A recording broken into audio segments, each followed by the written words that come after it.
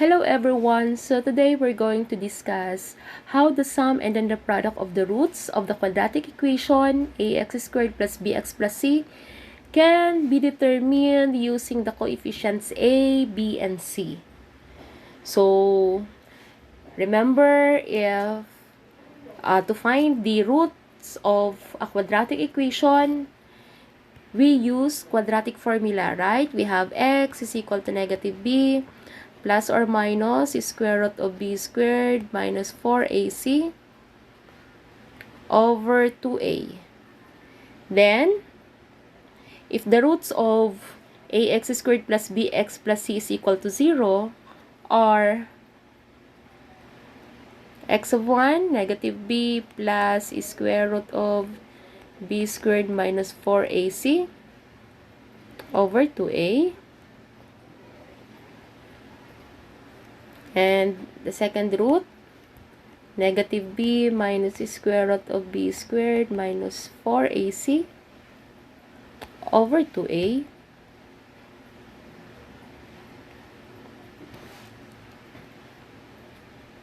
Then, the sum of the roots is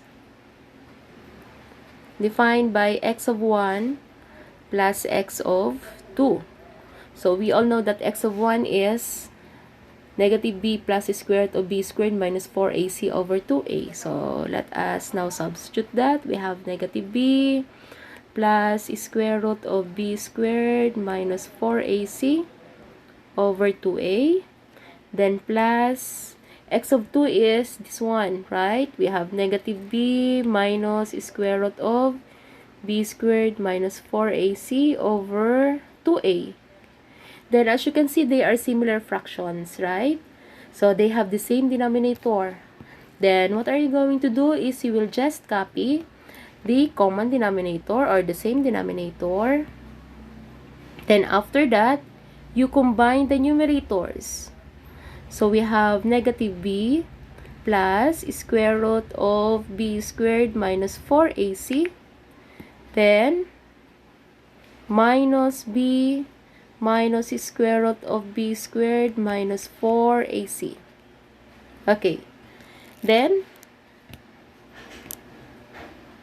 combine similar terms. We have negative b minus b.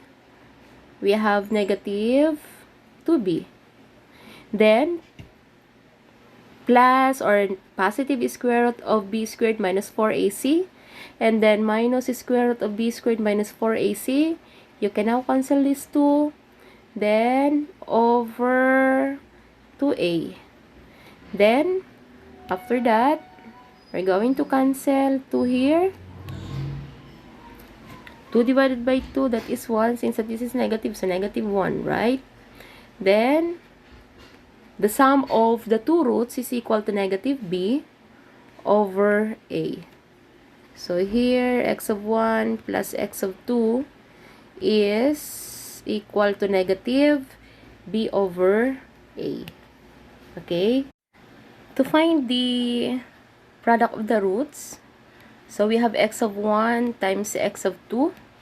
So, we have negative b plus square root of b squared minus 4ac over 2a times negative b minus square root of b squared minus 4ac over 2a.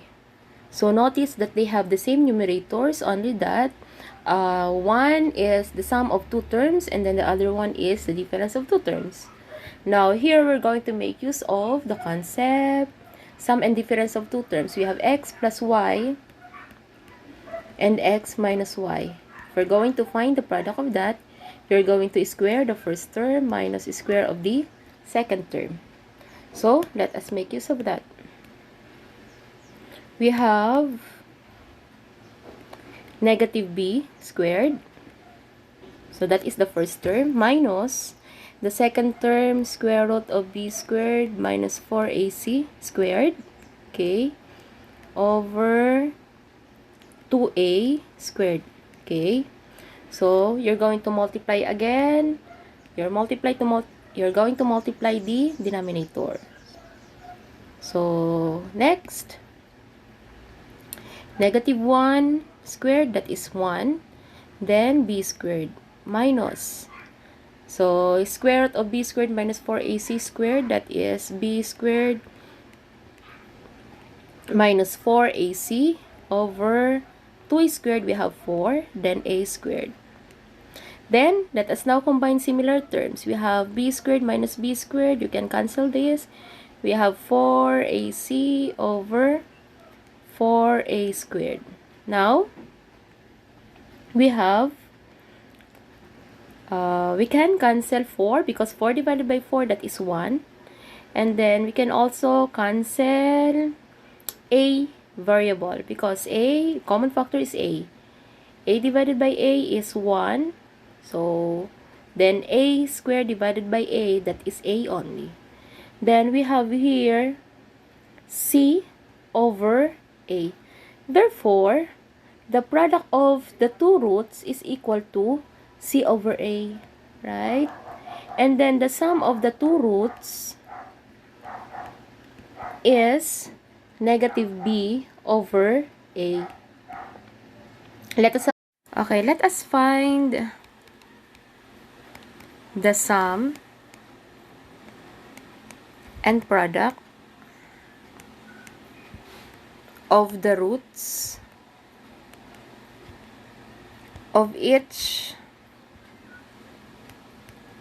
quadratic equation. Okay, so for number 1, let's say we have x squared plus 2x minus 3 is equal to 0. So, again, we're going to find for the values of a, b, and c. So, a is 1, b is 2, and then c is negative 3. The next, to find the sum of the roots, we're going to make use of the formula x of 1 plus x of 2 is equal to negative b over a. So, negative of value of b is 2 over 1. So, we have negative 2. So, this is the sum of the roots. Okay? Next, for the product of the roots. Okay? Product of the roots. We have x of 1 times x of 2. We're going to make use of this formula, c over a. So, c is negative 3 divided by 1. So, we have negative 3. So, the product of the roots is negative 3. Number 2. Let's say we have x squared equals to 10x minus 25. First step is we're going to rearrange the terms into standard form. So, we have x squared minus 10x plus 25 equals to 0. So, value of a is 1, value of b is negative 10, value of c is 25. Okay? So, for the sum of the roots, we have x of 1 plus x of 2. So, we have negative b over a. So, negative of negative 10 over 1. So, we have negative 1 times negative 10. That is positive 10 divided by 1. So, we have 10. Okay? That's 10.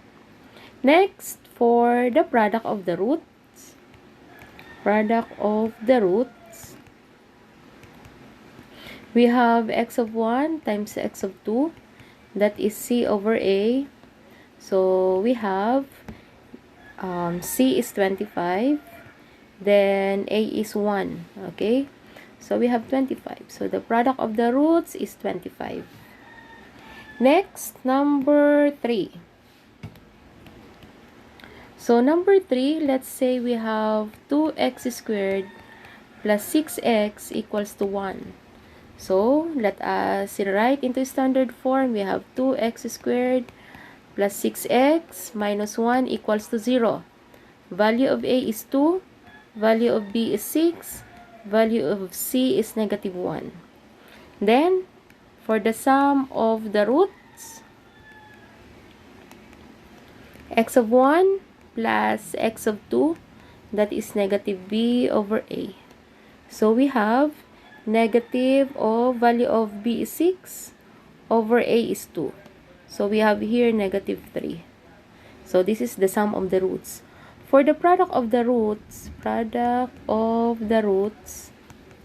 okay, so x of 1 times x of 2, so that is c over a, right? So c is negative 1 divided by a is 1, 2 rather. So a is 2. So we have here negative 1/2. So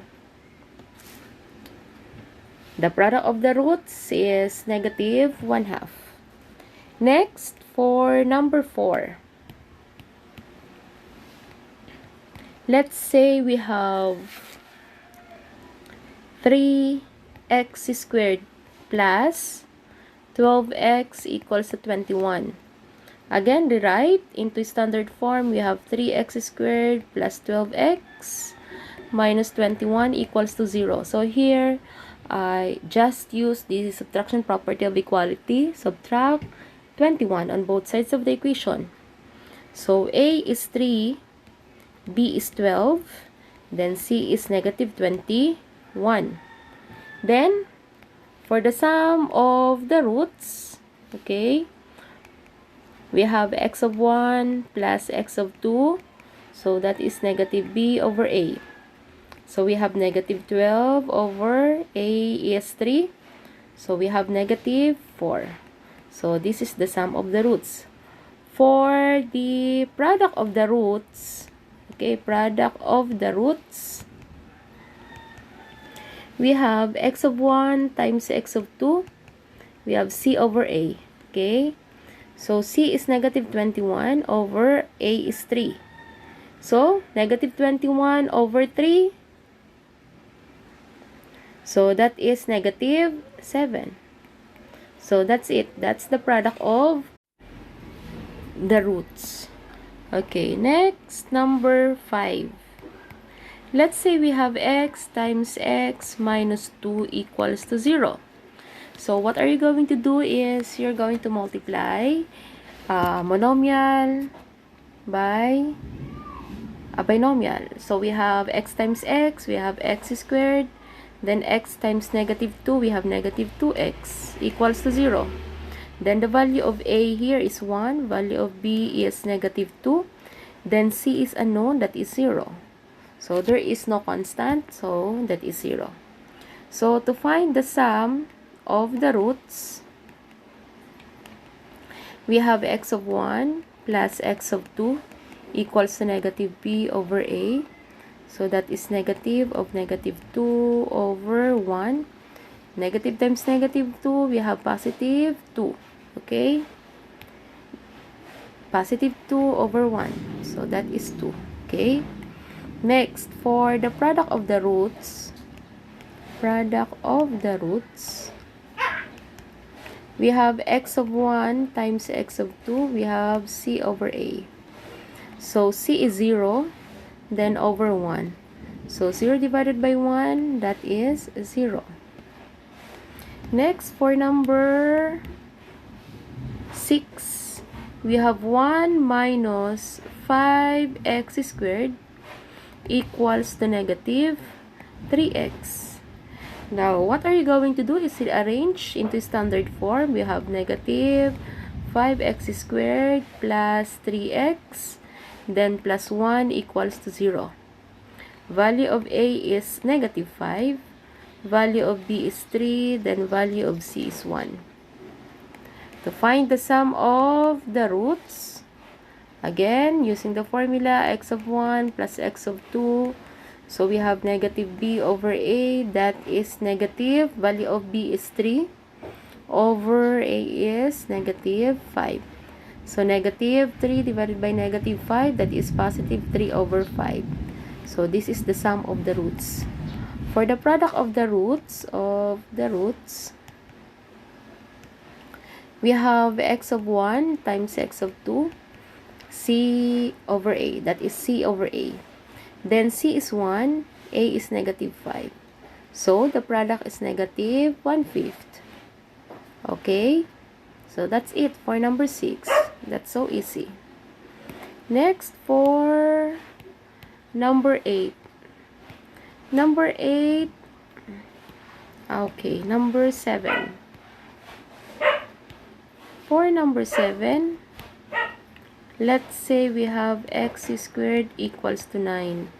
So, you just transpose or you just make use of the subtraction property. You just subtract 9 on both sides of the equation. So, we have x squared minus 9 equals to 0. Then, value of a is 1. Value of b is 0 because the linear term is missing. Then, the constant is negative 9. So, to find the sum of the roots, we have x of 1 plus x of 2. That is negative b over a. So, we have negative, but then 0. There is no, okay, negative times 0, that is 0 over 1. So, we have 0 divided by 1, that is 0. Okay? Next, for the product of the roots, okay? So, we have x of 1 times x of 2 equals to c over a. So, c is negative 9, then a is 1. So, for the product of the roots, that is 9. Okay? We have 9. Negative 9. Okay? That is the product of the roots. Next, for number 8. Number 8, let's say we have x squared minus 9 equals to 3. So, you're going to transpose 3 on the left side, or you're going to subtract rather, 3 on both sides of the equation. So, we have x squared minus 9 minus 3 equals to 0. So, we have x squared minus 12 equals to 0 because negative 9 minus 3 is negative 12. Then, a is 1, b is unknown, that is 0. Then, c is negative 12. Again, to find the sum of the roots, we have x of 1 plus x of 2 equals to negative b over a. So, negative, again, that is 0. Then, over 1, so we have 0. Okay? Then, for the product of the roots, we have x of 1 times x of 2 equals to c over a. So, we have c is negative 12 over 1. Negative 12 divided by 1, we have negative 12. This is the product of the roots. Okay, another example. Let us write the quadratic equation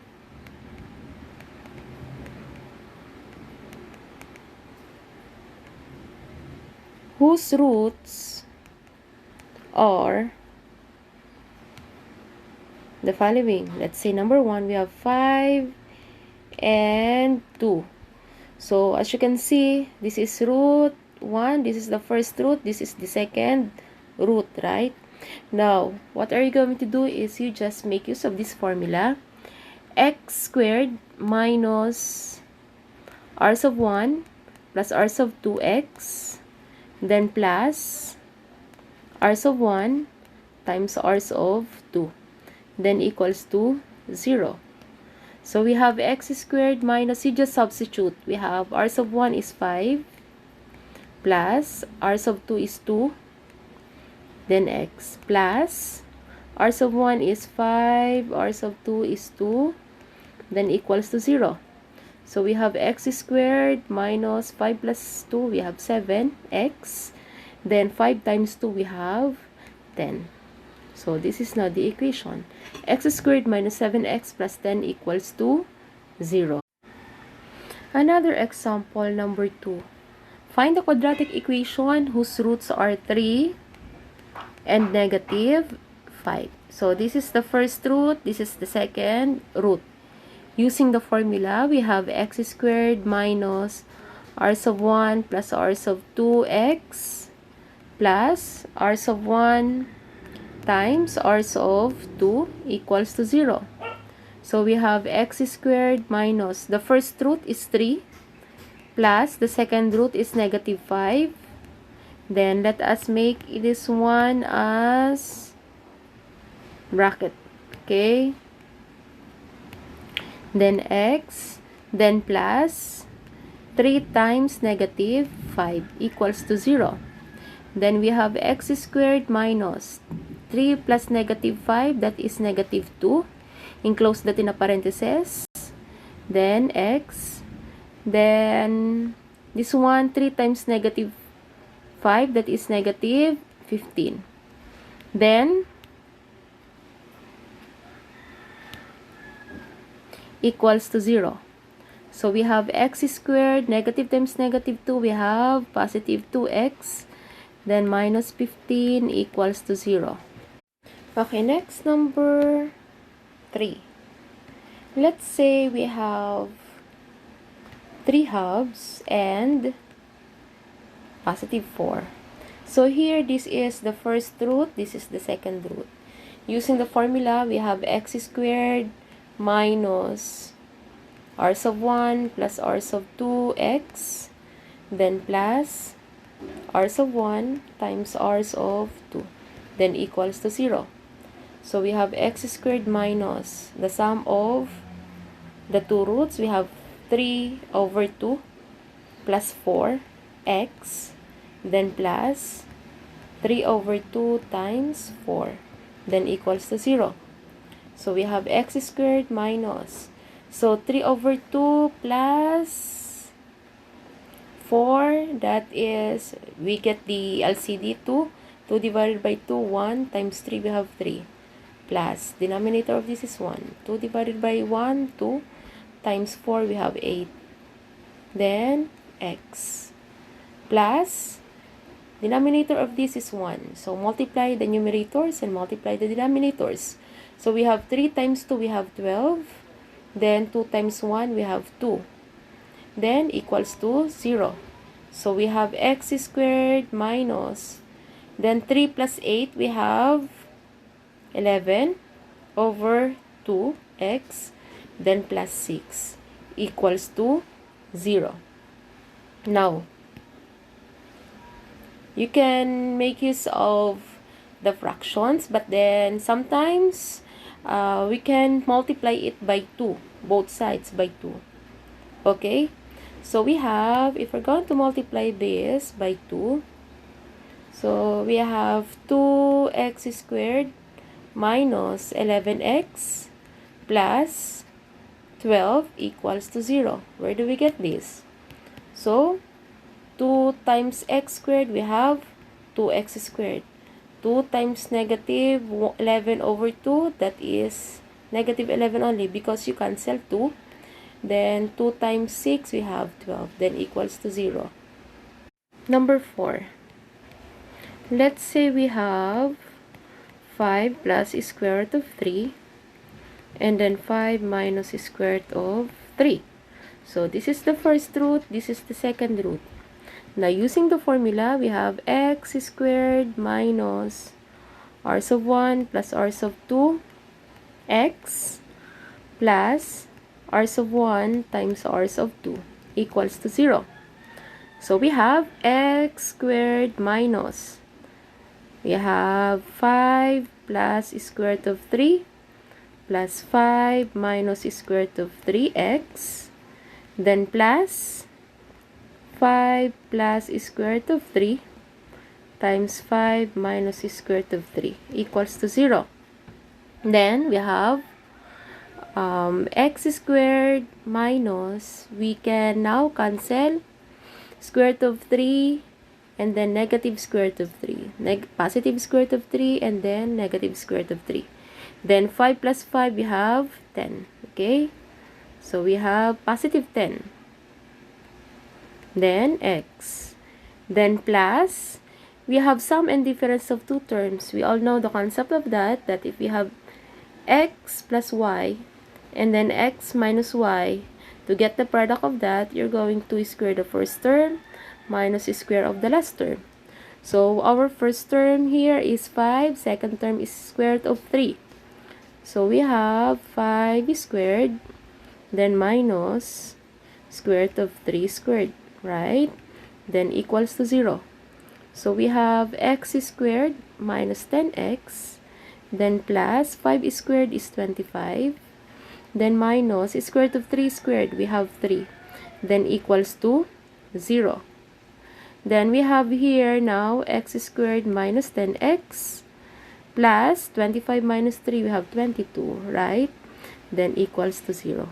So this is now the equation, quadratic equation whose roots are 5 plus square root of 3 and 5 minus square root of 3. Number 5, let's say we have negative square root of 2 and square root of 2. So this is the first root, this is the second root. Now using the formula, x squared minus r sub 1 plus r sub 2 x plus r sub 1 times r sub 2 equals to 0. So we have x squared minus r sub 1 is square root of 2, negative square root of 2 plus square root of 2 x plus r sub 1 is negative square root of 2 times this one square root of 2, then equals to 0. Then we have x squared minus, now you can cancel negative square root of 2 and then positive square root of 2, so we have 0 x.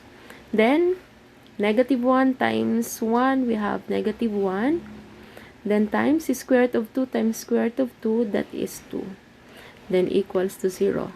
So therefore, the quadratic equation is x squared minus 2 equals to 0. So x squared minus 2 equals to 0 is the quadratic equation if the roots are negative square root of 2 and the square root of 2. So I hope you learned a lot today. Thank you for watching this video. For more updates and videos, just like, subscribe, and click the notification button. Thank you.